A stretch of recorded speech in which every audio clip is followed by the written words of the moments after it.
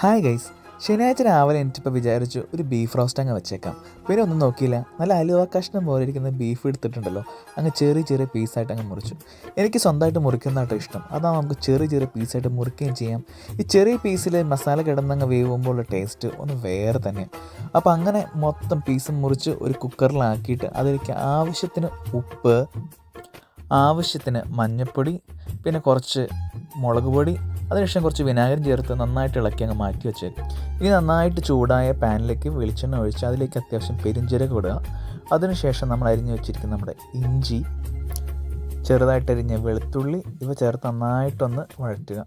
അതിനുശേഷം നമ്മുടെ ചെറുതായിട്ട് നീളത്തിൽ അരിഞ്ഞ് വെച്ചിരിക്കുന്ന നമ്മുടെ സവാള ചേർത്ത് അത്യാവശ്യം നന്നായിട്ടൊന്ന് ഇളക്കുക.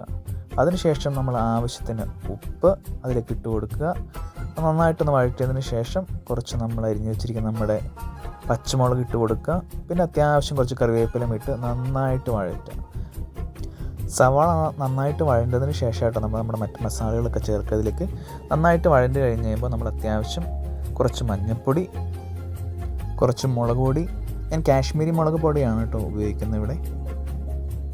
ഇത് രണ്ടും നന്നായിട്ട് ഇളക്കിയതിന് ശേഷം കുറച്ച് ഗരം മസാല, ഞാൻ വീട്ടിൽ തന്നെ പൊടിച്ച് ഗരം മസാലയാണ് ഇടുന്നത്, അതിന് വേറൊരു ടേസ്റ്റാണ്. പിന്നെ കുറച്ച് മല്ലിപ്പൊടി, ഇത്രയാണ് നമ്മുടെ മെയിനായിട്ട് വരുന്ന മസാലകൾ. പിന്നെ ഇത്തിരി ടേസ്റ്റിനായിട്ട് ഞാൻ ഇത്തിരി മീറ്റ് മസാലയും ചേർക്കുന്നുണ്ട് കേട്ടോ.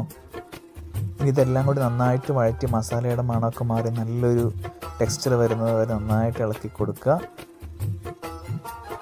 നന്നായിട്ട് വഴണ്ട മസാലയിലേക്ക് നമ്മൾ നേരത്തെ കുക്കറിൽ ഒരു 5-6 വിസിലടിപ്പിച്ച്, അതായത് വെള്ളമൊന്നും ചേർക്കാതെ അടിച്ച ബീഫാണിത്. നമ്മൾ ബീഫ് ഉണ്ടാക്കുമ്പോൾ വെള്ളമൊന്നും ചേർക്കേണ്ട ആവശ്യമില്ല, ബീഫിൽ തന്നെ അത്യാവശ്യം വെള്ളം കിട്ടും. അതും ചേർത്ത് നന്നായിട്ടങ്ങ് ഇളക്കുക. നന്നായിട്ട് ഇളക്കി കഴിയുമ്പോൾ തന്നെ നമുക്ക് മനസ്സിലാവും നമ്മുടെ കറിയുടെ ഒരു ടെക്സ്ചർ. നന്നായിട്ട് ഇളക്കി കഴിയുമ്പോൾ നല്ല ക്രീമി ആയിട്ടുള്ള നല്ലൊരു ബീഫ് നമുക്ക് കിട്ടും. അങ്ങനെ അത്യാവശ്യം നന്നായിട്ട് ഇളക്കി കൊടുക്കുക. അതിനുശേഷം ഒന്ന് മൂടി വെച്ച് കുറച്ച് നേരത്തേക്ക് നമുക്കൊന്ന് വേവിക്കാം.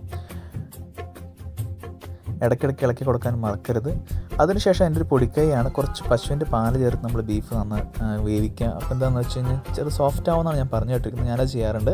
അപ്പോൾ അങ്ങനെ നമ്മുടെ ഫൈനലി നമ്മുടെ ബീഫ് റോസ്റ്റ് റെഡി ആയിട്ടിരിക്കുകയാണ്. അപ്പോൾ എല്ലാവർക്കും ഇഷ്ടപ്പെട്ടെന്ന് വിചാരിക്കുന്നു. വീണ്ടും കാണാം, ബൈ.